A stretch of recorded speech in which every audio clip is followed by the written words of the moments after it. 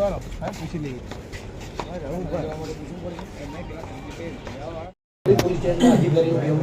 જોડે ladies police નથી એટલે એમનો સ્ટેટમેન્ટ લઈ શકીએ એમ નહીં. તમે અરજદાર જાતે આવો અને અરજદારે જાતે એની પૂછપરછ કરી પણ લેડીઝ પોલીસ નહીં આવ્યા. એક આ સાહેબ શંકાનો વિષય છે. એની જોડે પેલા વિજયસિંહ કાલે આ જવા એની જોડે તમારા ડિસ્ટ્રિક્ટમાં કોઈ જયદીપસિંહ એ ભાઈ આજે છોકરો ભાગી ગયેલો એના ક્લાસમેટ છે. વિજયસિંહ બી ખંભાતના જ છે, જયદીપસિંહ બી ખંભાતના જ છે અને અમને જેના ઉપર શંકા છે અર્પિતાબેન એ બેન જાતે બી ખંભાતના જ છે. એટલે સીધું આપ સાહેબ બી સમજી શકો એક શંકાનું સ્થાન છે. અને અમે એ જ બેનનો ફોન ચાલુ થાય છે જે અમારી છોકરી ભાગી ગઈ છે એનો ફોન એકવાર સવારમાં 4 વાગે ચાલતો એના સ્ક્રીનશોટ છે મારી જોડે.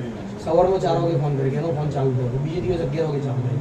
સાહેબ મને નોલેજ છે તે સુધી અત્યારે ટેકનિકલ રીતે પોલીસ આપણી ઘણી બધી આગળ છે. એકવાર ફોન ચાલુ થાય પછી બંધ થયા પછી ના હોય ચાલુ થયો કેવી રીતે અમે રિંગ મારી રિંગ વાગી સાહેબ રિંગ વાગી યસ અને પછી રિંગ વાગીને અમારો નંબર જોગો એટલે ફોન સ્વિચ ઓફ આવ્યો. પણ સાહેબ છેલ્લી તો આપણને એ ખબર પડે કે છેલ્લો ફોન કઈ બંધ થયો તો આપણને ખ્યાલ આવે એના આધારે પોલીસ તપાસ કરી શકે. પણ આજ દિન સુધી તપાસના નામે બિંદુ એ દીકરીની સાથે 16 દિવસ થયા. 7 તારીખ અલગ અલગ 4 બનો છે સાહેબ. બધાની અરજી અમે જે આપેલી એની જોડે મૂકેલી છે. અને પેલા વિજયસિંહ અને જયદીપસિંહની ખાસ તપાસ કરો એમનું જ સીડીઆર કઢાવો. એમણે જ આમાં પૂરેપૂરી હજુ અંદર એમની સંડોવણી છે એવું અમને લાગે છે. બેંકનું લિસ્ટ બી આવે. હા, બેંકનું ટ્રાન્ઝેક્શનનું લિસ્ટ એની અંદર બી પેલા જે અર્પિતાબેન છે અને પેલો ભાઈ છોકરો છે એના એકાઉન્ટની અંદર પેલા જે બેન ભાગી ગયા છે એને પૈસા ટ્રાન્સફર કરેલા છે. અમે જે પોલીસનું કામ છે સાહેબ અમે જાતે કરી નાખીએ. નંબર બી આવે છે. હા, આઈએમઈ નંબર બી આવે. હા, તો અર્જુનની કોપી છે સાહેબ, એક જાણો છો બ્લોગ બી છે પાછળ અને અર્જુનની કોપી બી છે સાહેબ. આપનું નામ? મારું નામ શેખ ફોઝિયા ઇકબાલ છે. અમે આણંદના રહેવાસી છે. મારી બેન 7 તારીખની ગતી રહી છે. 14 તારીખથી આજે 15 દાડા થઈ ગયા. પોલીસ સ્ટેશન ગામડીમાં પહેલાં મેં ફરિયાદી ટાઉનમાં કરીને ગામડી સાહેબે આલા 15 દિવસથી મેં ધક્કા કહીએ મેં કોઈ જાણ નહીં, કશું માન્યું નહીં, કશું અભરતા નહીં. જઈએ ત્યારે એવું કે અભી કશું જાણ આપવામાં આવી નહીં. આજે 15 દાડાથી અમે થાકી ગયા છે. મારા મમ્મી પપ્પા છે નહીં ને મને એટલી જ અપીલ છે કે મારી બેન જેવી ગઈ છે એવી વહેલા સે વહેલા તો મને મારી બેન પાછી અપાવી દો. મારે બીજું કશું જોઈએ નહીં, બસ મારી બેન મને પાછી અપાવી દો. આવેદનપત્ર શું વિષય?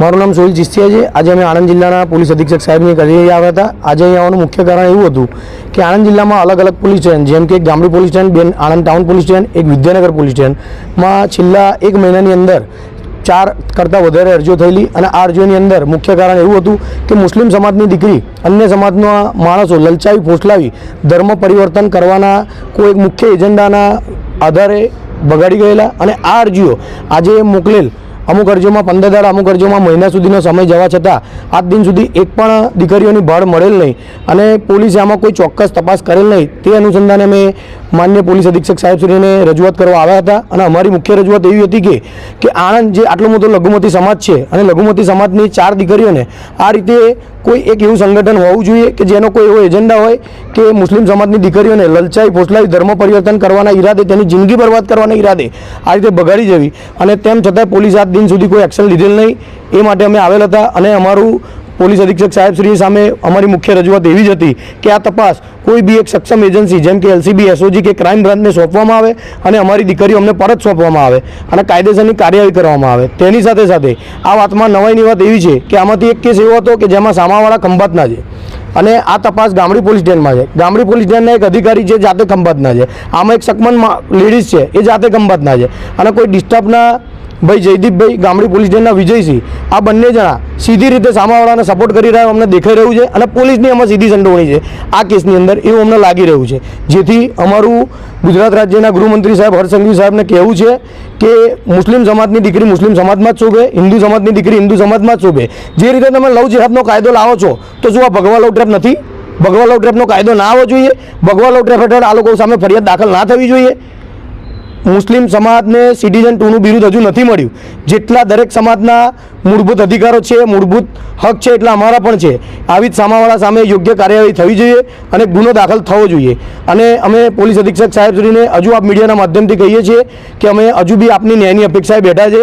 તો કોઈ એક ચોક્કસ એજન્સીને આ કામ સોંપી કાયદાની મર્યાદામાં આમાં યોગ્ય પગલાં લેશો, નહીં તો આમાં અમારા આગળ કાયદેસરની કાર્યવાહી કરવાની જરૂર પડશે. જરૂર પડે તો ગાંધીજીના માર્ગે અમે આંદોલનો પણ કરીશું.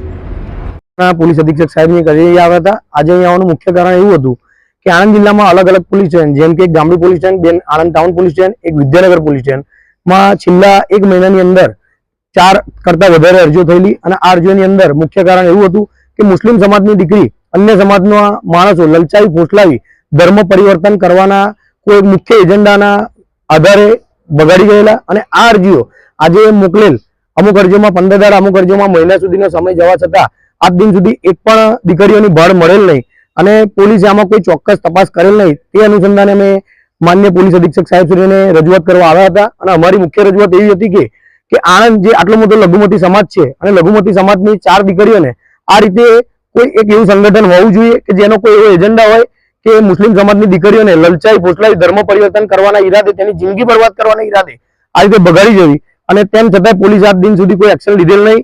એ માટે અમે આવેલ હતા. અને અમારું પોલીસ અધિક્ષક સાહેબશ્રી સામે અમારી મુખ્ય રજૂઆત એવી જ હતી કે આ તપાસ કોઈ બી એક સક્ષમ એજન્સી જેમ કે એલસીબી, એસઓજી કે ક્રાઇમ બ્રાન્ચને સોંપવામાં આવે અને અમારી દીકરીઓ અમને પરત સોંપવામાં આવે અને કાયદેસરની કાર્યવાહી કરવામાં આવે. તેની સાથે સાથે આ વાતમાં નવાઈની વાત એવી છે કે આમાંથી એક કેસ એવો હતો કે જેમાં સામાવાળા ખંભાતના છે અને આ તપાસ ગામડી પોલીસ સ્ટેશનમાં છે. ગામડી પોલીસ સ્ટેશનના એક અધિકારી છે જાતે ખંભાતના છે. આમાં એક સકમન લેડીઝ છે એ જાતે ખંભાતના છે.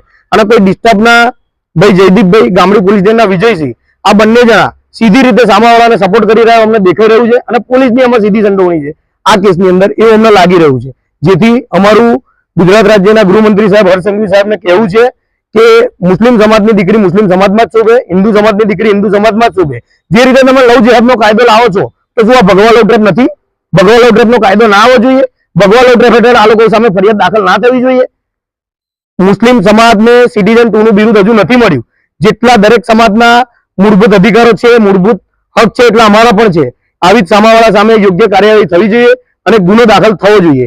અને અમે પોલીસ અધિક્ષક સાહેબશ્રીને હજુ આપ મીડિયાના માધ્યમથી કહીએ છીએ કે અમે હજુ બી આપની ન્યાયની અપેક્ષાએ બેઠા છે. તો કોઈ એક ચોક્કસ એજન્સીને આ કામ સોંપી કાયદાની મર્યાદામાં આમાં યોગ્ય પગલાં લેશો, નહીં તો આમાં અમારા આગળ કાયદેસરની કાર્યવાહી કરવાની જરૂર પડશે. જરૂર પડે તો ગાંધીજીના માર્ગે અમે આંદોલનો પણ કરીશું.